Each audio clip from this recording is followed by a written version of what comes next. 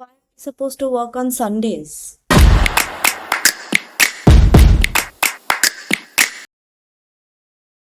At times, I really think that I just take up extra work on myself and then end up feeling all lazy and be like, oh my God, why do I have to work so much? But you know what's the best part of it?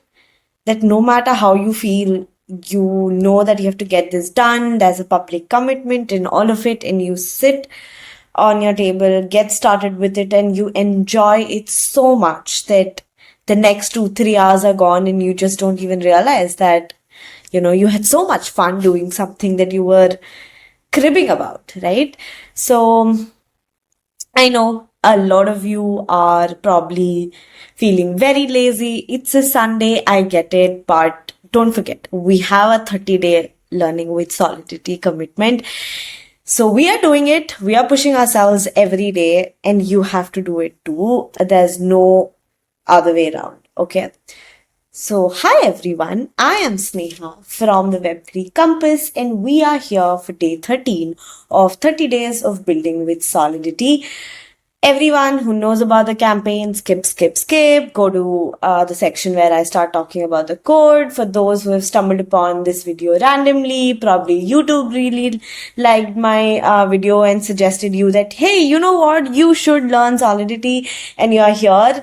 You can go to my first video where I talk about this entire program in detail, or you can head to web3compass.xyz and just get started, go through the challenges that we've already done, hop on our Telegram. And I know a lot of you might be thinking, oh, it's day 13 already. Come on. We have 17 more days left, right? So you can still catch up. And we've only been talking about fun, basic, yet, easy to understand stuffs. Yeah.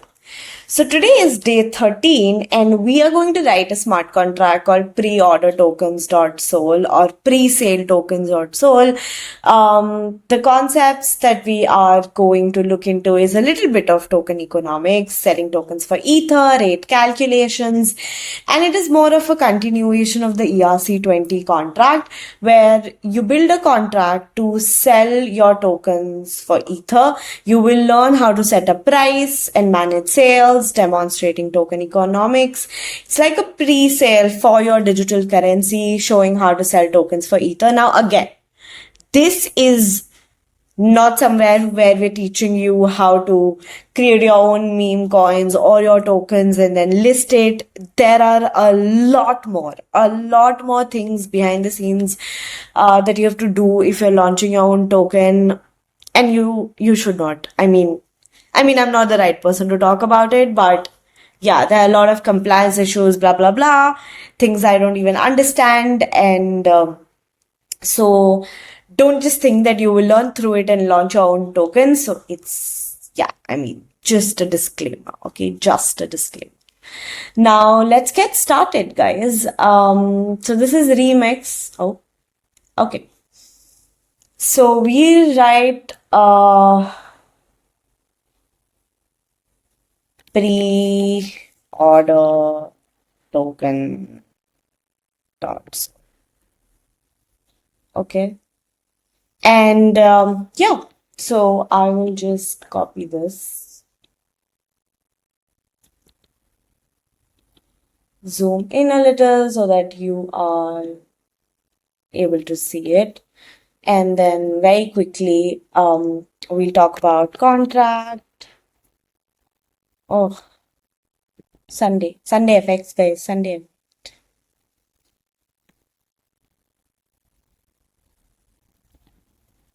Pre-order token. Yeah. And, okay. Let me give you some context around this. So, yesterday, we did an entire ERC20 contract where we talked about how to create your own token, what are the important functions, what extra stuff can you actually add, and all of that. So now it's time to level up, okay? Let's say you want to sell your tokens before your project officially launches. Again, we're talking about real projects, not a to-do list or something like that, nothing like that. And maybe you want to raise some Ethereum, reward early believers, build hype around it, like most of the crypto projects are doing. So this is exactly what, that's exactly what a lot of crypto projects do. They run a token sale, also called a presale or an ICO, where users send ETH and receive tokens in return at a fixed rate. To pull this off, we're going to build a simple token sale contract that builds directly on top of the ERC20 token we just wrote, which was again for day 12. But before we get there, we need to make one important change to our token contract so that it can be extended properly. But so before we make that change, this is the mytoken.sol contract that we had written, okay? And we've already talked about inheritance, and we're going to use a lot of it instead of just writing it from scratch, okay? So, and we'll make a few changes. I think a slight little change here, but we have to import this, okay? So when we go to pre-order token, we say, hey, let's just import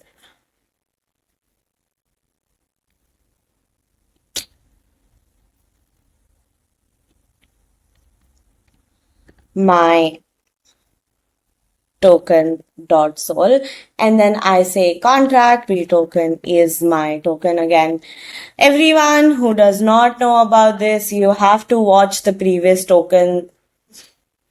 day videos to actually understand what is it that we're trying to do here. We've talked about inheritance and all of that in detail, okay? Now, we're about to build a simple but powerful token sale contract, the kind you would use for a pre-sale or launch event and all of that. So this contract is going to allow you to sell your custom ERC20 token at a fixed price in ETH, set a start and end time for the sale, enforce minimum and maximum purchase amounts, automatically handle token distribution, prevent transfers during the sale, maybe to, stop flipping, bot dumping, etc. Finalize the sale and transfer raised ETH to project owner.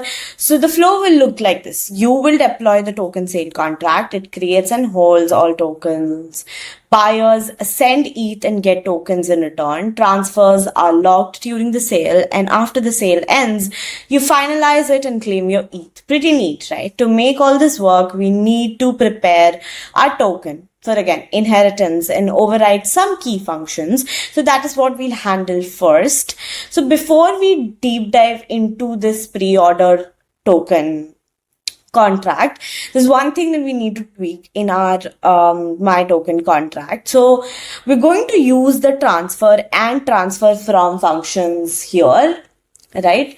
Here we created it. So we have to add virtual here. So I was experimenting with it and I've added it already. If you watch day 12, you will see that there was no virtual here because there was no need of it. So you have to make this transfer and this transfer from as virtual functions, so that if you want to override a function from a parent contract in a child contract, that function needs to be marked virtual. So this is the parent contract that we're talking about, and the presale contract would be the child contract. Okay, so this change will tell Solidity that, hey, you know what, this function can be modified. If another contract inherits from this one, we will use this to restrict token transfers during the sale period. And yeah, let's just get started, right? So we've said, okay, contract pre-order token is my token. Okay, so this contract will inherit from my token contract. So it has all the ERC20 functionality we wrote earlier, plus whatever logic we're going to implement in this one. Okay, now there are a lot of variables that we're going to write, and that is the first step that we do before we write any functions. We go about thinking about the state variables, the modifiers, the mappings, the event transmissions, and all of that, right? So now in ERC20, again, watch day 12 video to know how we've written the ERC20 thing, how we decided a name, symbol, decimal, and all of that. I will not repeat it. We'll talk about, okay, now the token is created. We know that it's created. We will say, hey, UNT 256, okay, public token price, right? Because the token is already there. What is the price that we want to look at, right? And then we say, hey, we probably, because we're doing a sale, we want a sale start time. I don't know what is wrong with my pronunciation today. What just happened? Anyway, yeah. So there will be a sale end time as well, right? And then there would be a minimum purchase maybe. Again, it's on you how you're putting all of these variables. What is it that you want to add? What is it that you don't want to? With whatever you understand. We just try to give you all possibility of thinking that we can cover in a limited set of video. That, hey, you can add these functions. That's it. Yeah. Now, we also want to put a condition on max purchase because, okay, we don't want some rich person to just come in and buy. All of one should get something. And then we're saying, okay, since the intention is to raise ETH around this, we'll say, okay, UN 256, public, total, raised, like it's a sale. So we're looking at the raising a certain amount. And then I am the project owner, or whosoever is deploying the smart contract is the project owner. So that is why we'll have a project set as well. Maybe I am deploying it from my account, but then Setu might be the project owner, right? So yeah, that is how you can set it. And then we are going to talk about two other variables, which is finalized and maybe initial transfer done. So finalized is, has the sale been officially closed? Because we're doing it for a limited time. And then there would be an initial transfer done where we say, hey, we need to ensure that the contract received all tokens before locking the transfers. So yeah, I mean, fair enough, right? I know a lot of us cannot think about how to put all of these conditions. Why would we need finalized? How are we looking at initial transfers and all of that?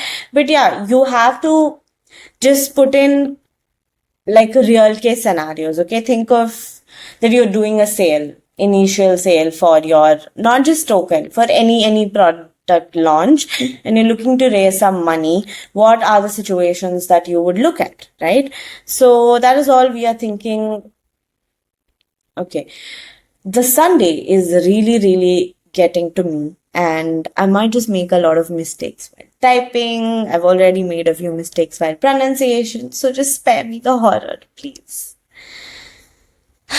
Sundays are difficult to work on. But anyway, yeah. So now that we've written all the state variables, let's look at the events, right? Now, I can think of only two events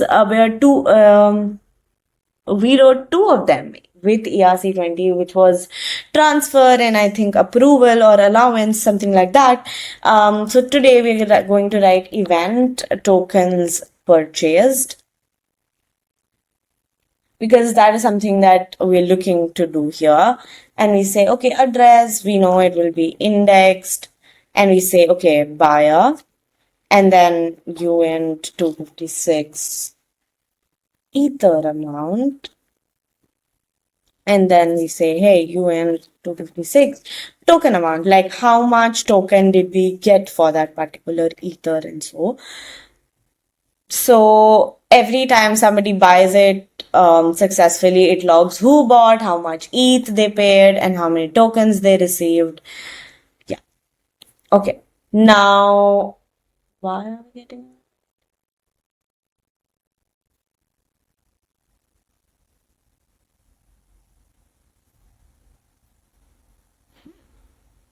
Did we do something? Oh, yeah. Thanks. Okay, and then we say maybe sale finalized because we are looking at the sale thing, and we don't want to be like sale started, sale ended. You can do it, totally do it, but I am limiting this one to be okay. The sale is finalized, which is like okay, it's done. So it will be emitted when the sale ends, logs the total ETH raised and the number of tokens sold. That's the entire purpose. Now, if you're working with a kick-ass front end, you can be like, hey, you know what? Let's just emit events for starting of the sale, ending of the sale. Yeah, you can do it. You can totally do it. It's just that I'm a little lazy.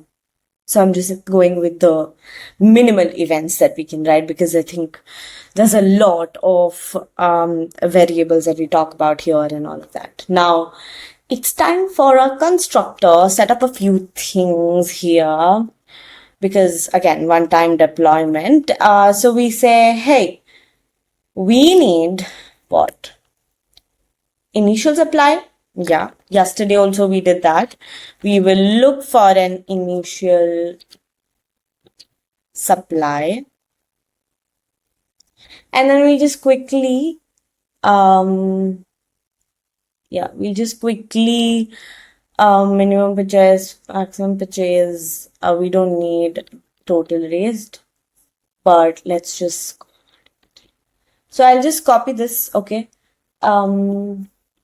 We have to make a few edits. We don't really need like all of it, but yeah, we don't need public here. Okay. There's something that we have missed here, which is to token price. Okay. So we're saying, okay, we're looking at this, but let's just remove this, and all of it will have like an underscore. Again, naming convention. We're making sure that the constructor is running only once. So, because it's inheriting, this contract is inheriting from my token, we need to pass the initial supply to the parent contract to actually mint the tokens. So right away, we're starting with that line. And then behind the scene gives the deployer all the tokens initially. So we'll store the price of each token in a way, and then we, start with setting up the block dot timestamp. Yeah. So we'll say, okay, not a sales start time, but we'll say, okay, we need sales duration in seconds, because we've already talked about it. So if we just give the number of seconds, it will do the right thing for us. It will calculate through block.timestamp and then add the duration that we've provided to be the, end time. So we don't have to specify that separately. And then we say, okay, we're all looking at temporary variables. We're saying, hey, there should be a minimum purchase. There should be a maximum purchase.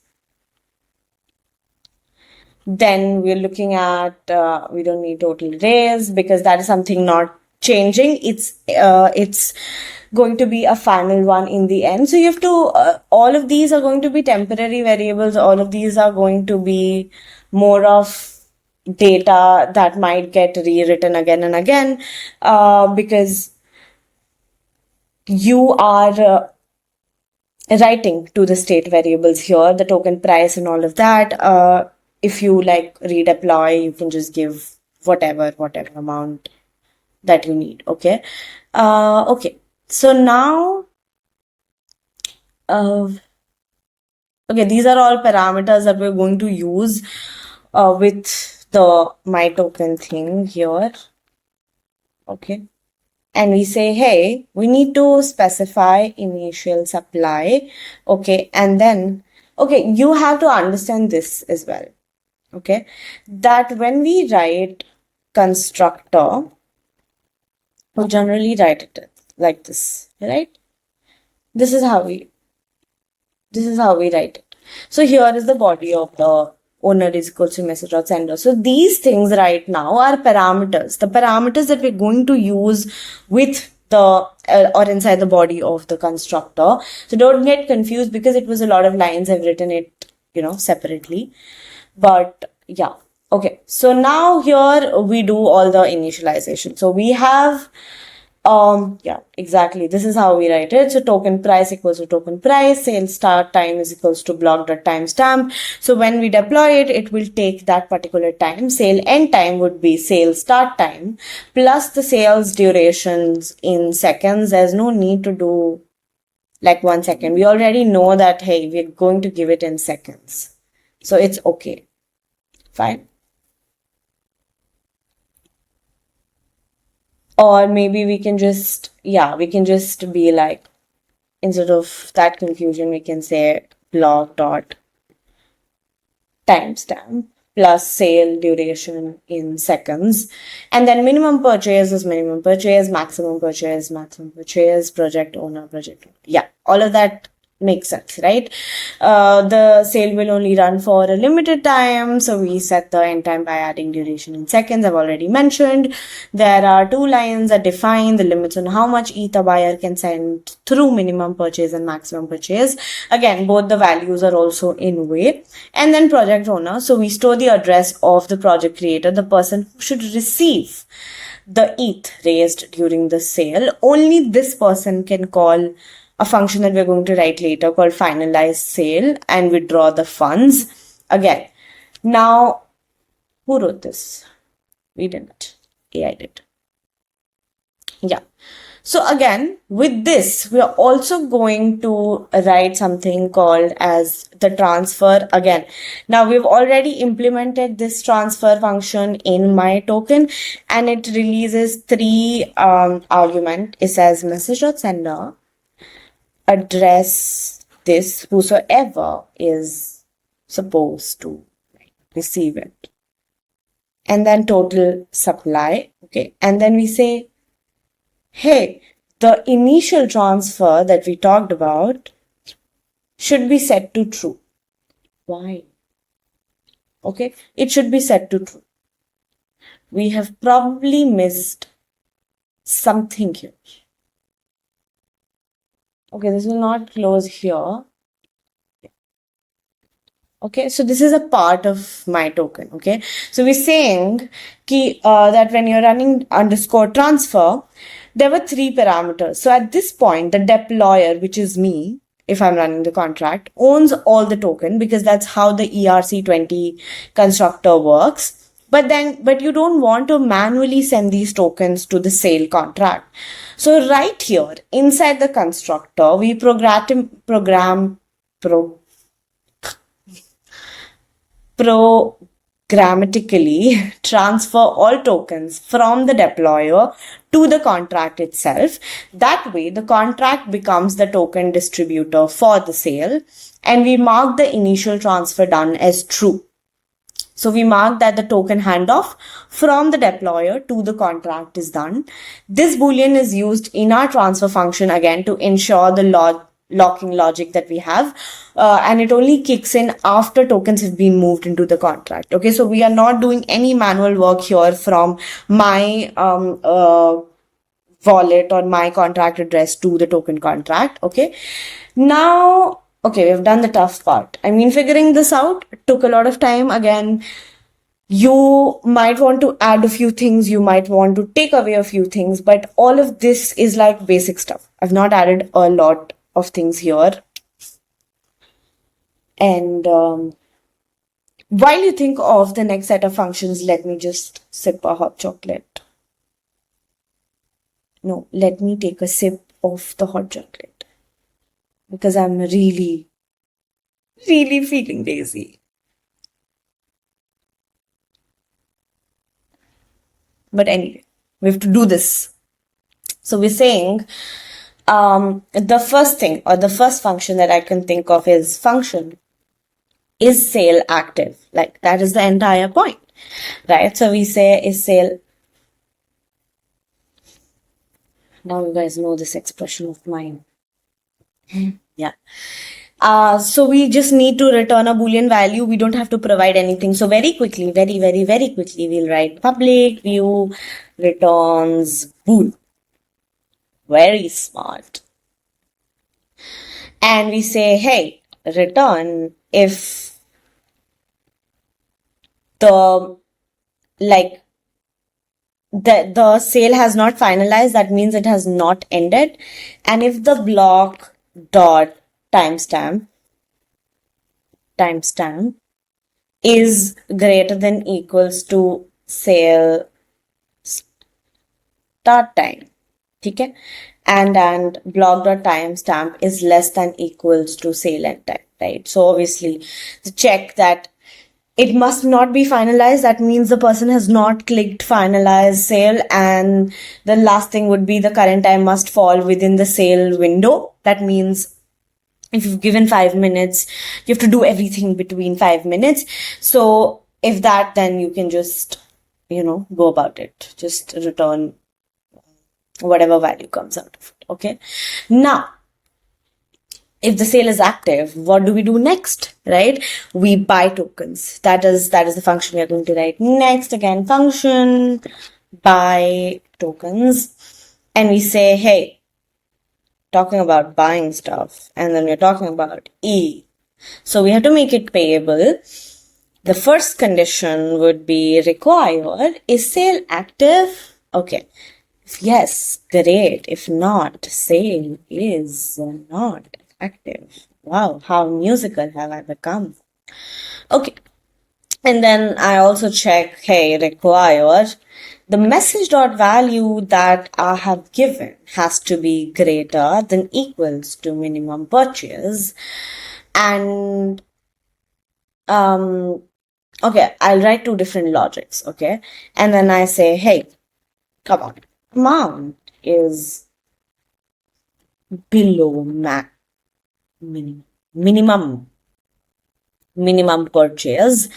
And then, you know what, you guys can just watch it at 2x because I'm just so slow while I'm writing this. Okay, yeah. And then it has to be less than equals to max purchase, great, less than equals to, and then you say, hey, amount is above the max purchase, which is not allowed, right?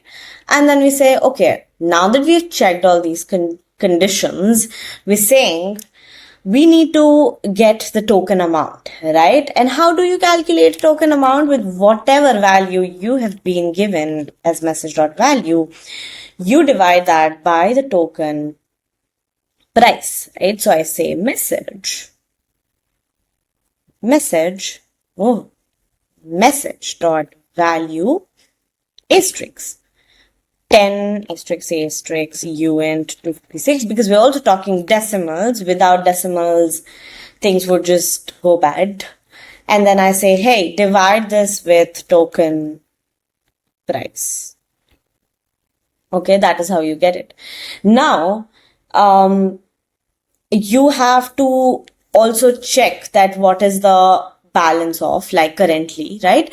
So once you've received the number of tokens that they should receive, you check a condition where we say, hey, balance of in this particular address is greater than equals to token amount, so not enough tokens left for the sale. So if it's like, even if the user sent valid ETH and asked for a fair number of tokens, we still need to check whether the sale contract actually holds enough tokens to fulfill the request. If not, the purchase is blocked, right? So we will quickly check that, because we can't just promise an amount that we don't have, no matter how much money we get, right? So we are saying, hey, balance of address this, right, has to be greater than equals to token amount. Otherwise, we say not enough tokens left. Okay, the same. Yeah, come on. Okay, so now that you're done and that is checked, you say, hey, total raised equals to message dot value. Yeah, because that is, we're looking at amount of ETH raised, right? So this will keep a running total of all ETH collected through the sale, and we'll use this later when finalizing the sale. And then the last thing you would do is transfer the tokens. So we'll use that internal function that we created in ERC20. Again, go watch day 12 to know it. And we're saying, hey, address this, not this. And then message.sender token amount. Yeah, very smart. Come on. Right? So we're saying this is exactly where the token movement happens. The contract sends tokens to the buyer from its own balance. So the address, this, right, is the contract's address, the one that holds all the token for the sale. And message.sender is the buyer's address, right? And this internal underscore transfer function is defined in the ERC20 token. Now that you've done this, we say, hey, emit tokens purchase. Like now writing emit in events is like now my favorite thing. How fun is it, right? So the buyer right now, as I mentioned, is message.sender, and ether amount is message.value, and token amount is token amount, right? So yeah, that's it. Who bought the tokens, how much ETH they spent, and how many tokens they received, right? Good work. Wow, we've moved so much. Now we're going to talk about the overriding functions, transfer functions that are in both places, in the previous ERC20 and in this one as well. So we're saying function transfer, okay, address to uint to 56 value, public override, right? Because we made it virtual there in the my token contract, and then we say returns what? Bool. Okay, this is how we wrote it. Now here we're just checking in a different way. We're saying, hey, we need to make the sale check, and the main goal here in this function is to temporarily restrict token transfers while the sale is ongoing. Okay, so we are going to check if it's finalized, and if the message.sender, like if the transaction is not initiated by the contract itself, is the initial transfer done, and all of that, right? So we say, hey, if underscore finalized and message.sender is not equals to address this, right? Because buyer and the contract that holds the token, right? And also initial transfer done, right? So if that is there, requirement is false. Great, right? Otherwise, you have to return tokens are logged until sale is finalized. So I think this condition is pretty easy to understand, that with exclamation finalized, we're saying that the sale has not finalized yet. Message.sender not equals to address, this says, hey, the transaction is not initiated by the contract itself, right? That is during the buy tokens. And with initial transfer done, we're saying the initial token supply has been transferred to the contract already. So if all of these are true, then the function reverts, effectively blocking the transfer. Why? Because we have to ensure that no one can send tokens to others or trade them during the sale period. So this will help prevent premature trading, bots scoping up tokens, manipulation before the token is live. So once the sale is finalized, the condition becomes false and the transfers are allowed as usual. Otherwise, it will say, hey, tokens are logged until the sale is finalized. Okay. Now, we're doing a normal transfer Okay, so we're saying, hey, if the sale is finalized or the sender is the contract itself, we'll simply just call the parent contract's original transfer function. This performs the actual transfer logic. Now, how are we going to do that? Is we will write something and use something new. Okay, we're saying that you have to return. Oh, where am I writing? Shit. Return super dot transfer underscore to underscore value. Again, these are the parameters that we have provided.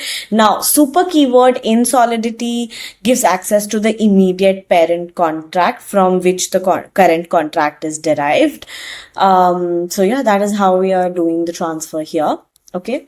Now, very quickly, we'll write the transfer from function as well. Again, sounds very similar, transfer from, but the entire difference has been explained in the previous video. That in one, suppose I am doing the transfer from my own account, and transfer from is where I've given someone the allowance to do it, and that person is doing on my behalf from my account. Okay, so yeah, read about it, like listen to it in detail from the previous video. Transfer from, I say, hey, address from, again, that is why we have multiple parameters here, and address to uint 256 underscore value, public override. We have made this virtual in the previous one, and returns bool, and we're saying, okay, it's time. So we'll check a similar thing here. Just like transfer, this function will also override the ERC20 transfer from, but it is used for delegated transfer where someone else is spending tokens on behalf. So we will break it down like this, that first we'll check, is the sale still ongoing? Is the transfer not coming from the contract? If yes, we block the transaction. This will ensure that even approved spenders cannot move tokens around on someone else's behalf during the sale. Why? Because otherwise someone could approve a contract like Uniswap and the contract could trade tokens even while the sale is live, defeating the whole purpose of, transfer lock. So again, we'll just, we're saying, hey, if finalized, instead of this, we're going to say from, right? Because that is what we're using, not equals to address this. And then we say, hey, require false, tokens are locked until the sale is finalized. And then we're like, okay, great. Because we're not looking at someone also approving the transfer and all of that. If the check passes, the sale is finalized, or the transfer is initiated by the contract that holds the tokens, we fall back to the original ERC20 and we say return super dot transfer from underscore to underscore value. Yeah. Now, we are going to write the finalized sale. I don't know how did I predict that correctly, but yeah. So we're saying function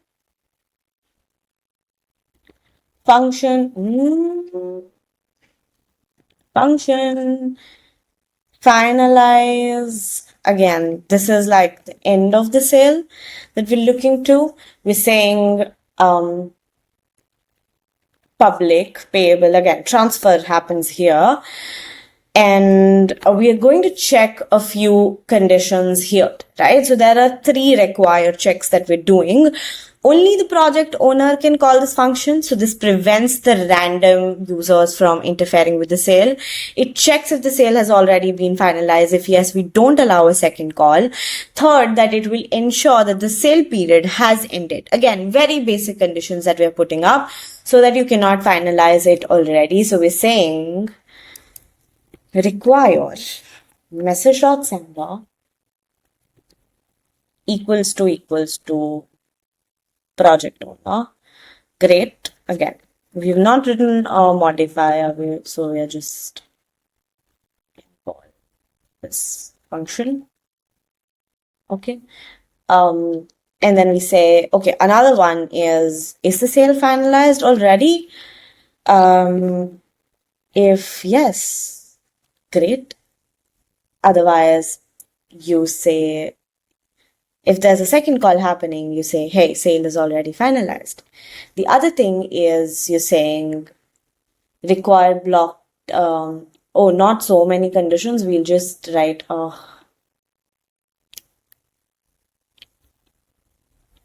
we're saying, hey, if the block.timestamp is greater than the sale end time, great.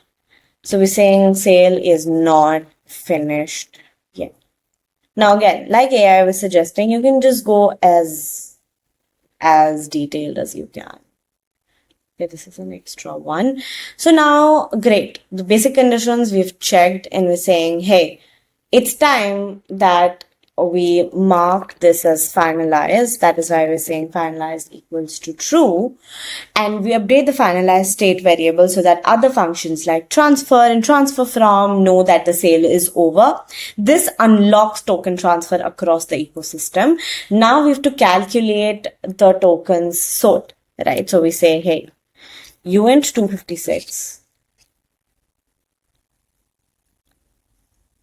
Tokens sold is equals to total supply minus balance of address.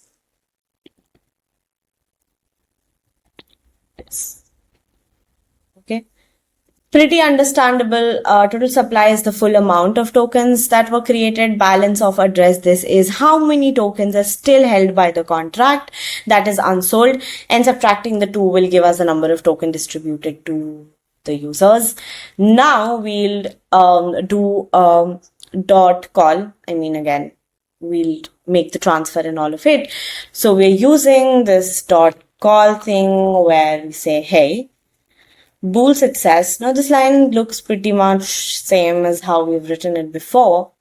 And we're saying, okay, this needs to be, we need to transfer all the ETH to the project owner, right? So if I make myself the project owner, whatever ETH has been raised because of the sale will be given to me. So we're saying, hey, dot call, and we know how to pass it. So we say value, address this dot balance. Now, because we're passing it to an address, the encoding section will be empty again. I have talked about this in previous day videos. I don't know which video I talked about. So you have to go watch all of them. And then we say, hey, you have to check this, you have to check if it happens successfully because you do not have default error messages here. So we're saying, hey, instead of this, you say transfer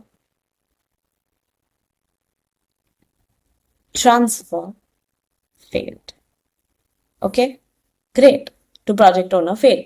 So here, what we're doing, checking conditions and then transferring all the ETH raised during the sale to the project owner.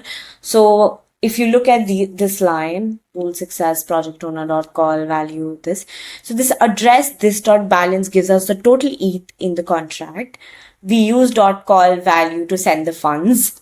The require success ensures that the transfer didn't silently fail. And this is how the project collects the ETH raised during the sale. And AI has already written that, hey, you know what? It's time we write our another emit section, which is sale finalized. And we say total raised, token sold. So finally, we emit sale finalized event with total ETH raised and total number of tokens.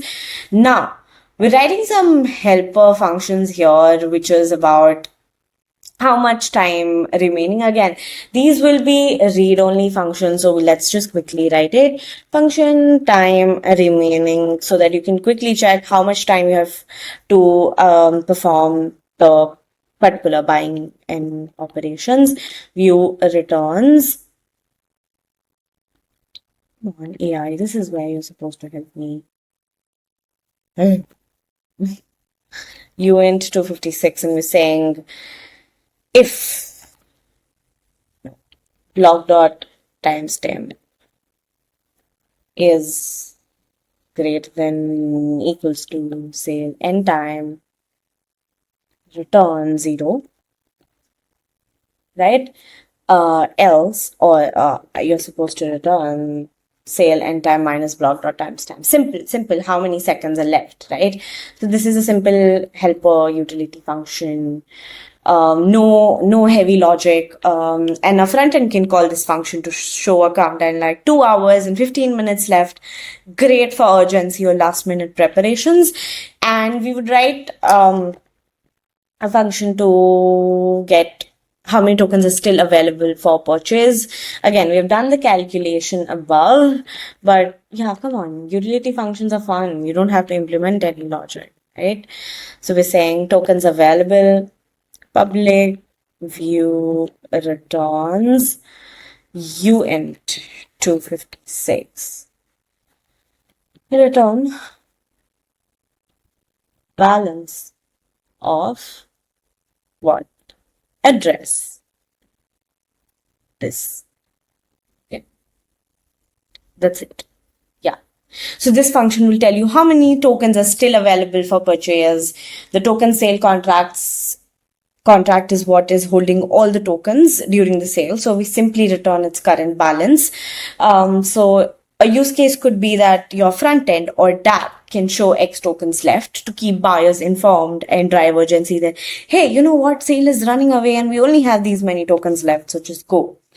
And why are these useful? Again, we know both, even though they're very like small functions, they play a big role in making your token sale user-friendly, display live data, don't cost gas or external calls because these are view functions, and they keep your smart contract logic very clean and readable. You don't have to do like calculation again and again.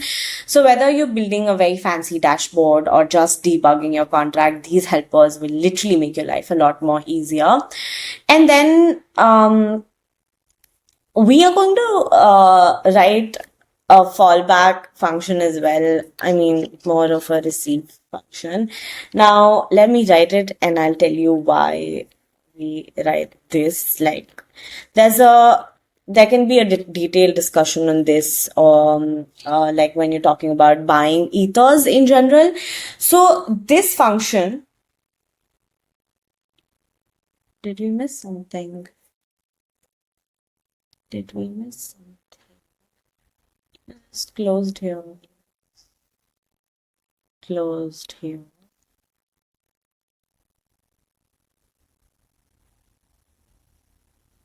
Oh, spelling. Yeah. So we're saying this function is what makes the buying experience smooth and intuitive, especially for non-technical users. In Solidity, the receive function is a special fallback function that gets triggered when someone sends ETH directly to the contract address, okay, and does not specify any function to call. So normally, if a contract does not have this function and someone tries to send ETH directly, the transaction would fail. Okay.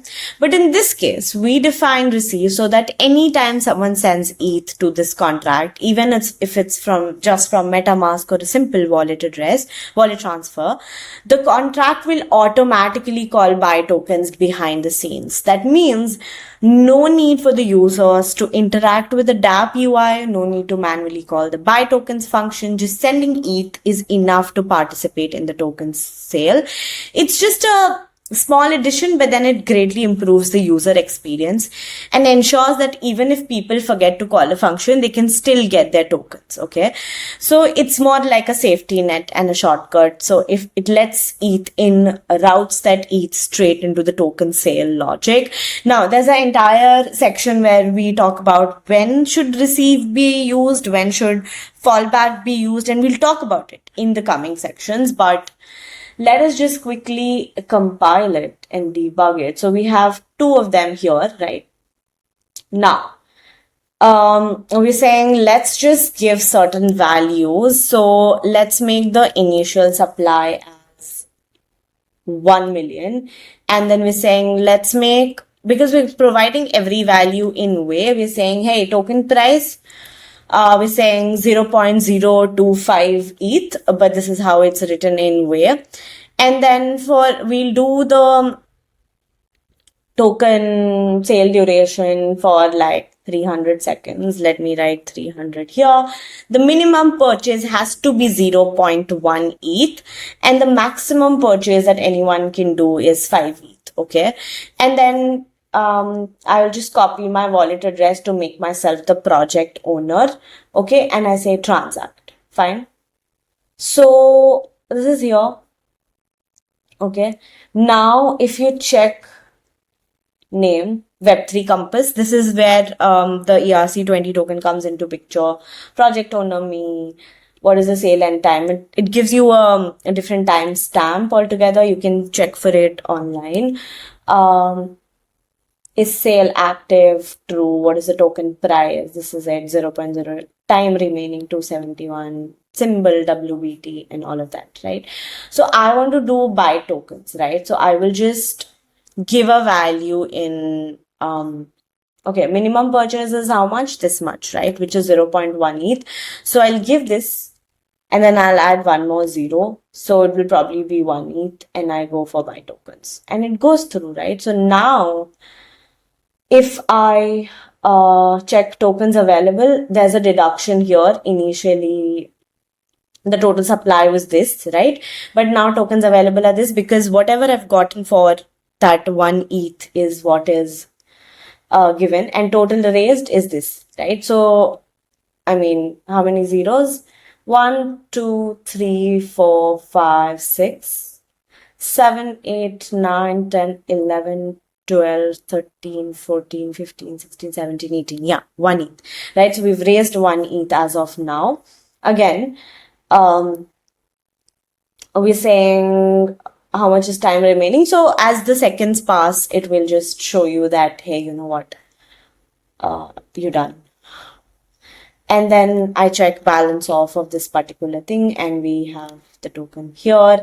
Now again, this transfer allowance and all of it, or approving a spender, like if I take another address, okay,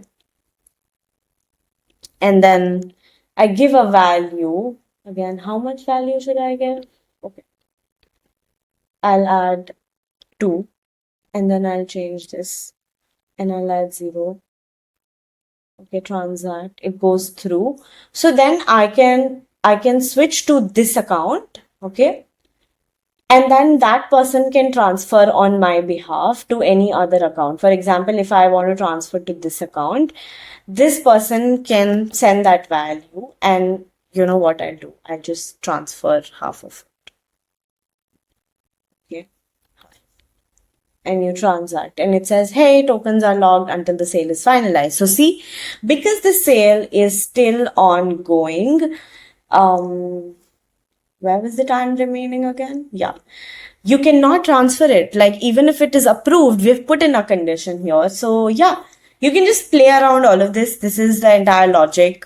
In a nutshell, we're saying we have implemented an ERC20 token sale from scratch. So you've built in like a full-on pre-sale system like the ones used by real crypto project.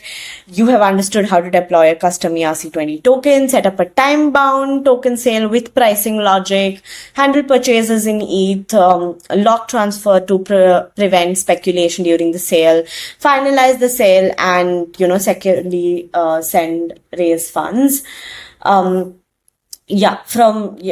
From protecting buyers to maintaining fairness, ETH to token calculation, using receive function, like you've done all, right? So this structure is the backbone of many DeFi launches, DAO fundraisers and all of it.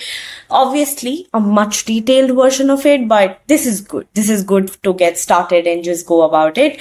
Yeah, that's all for day 13. I will see you for day 14. Keep building and you need to give me extra likes and share it with as many people as you can for, appreciating the effort on a Sunday, even though I was so lazy. So thank you guys. Oh, not finished yet. I mean, I really wanted to do this. Come on. So we have 36 seconds remaining. I can't do a countdown for 36 seconds, but 30 seconds. Why? Why is it taking so much of time to just go? Okay, fine. You can just check it on your own. You have the contract. See you on day 14. Bye, guys.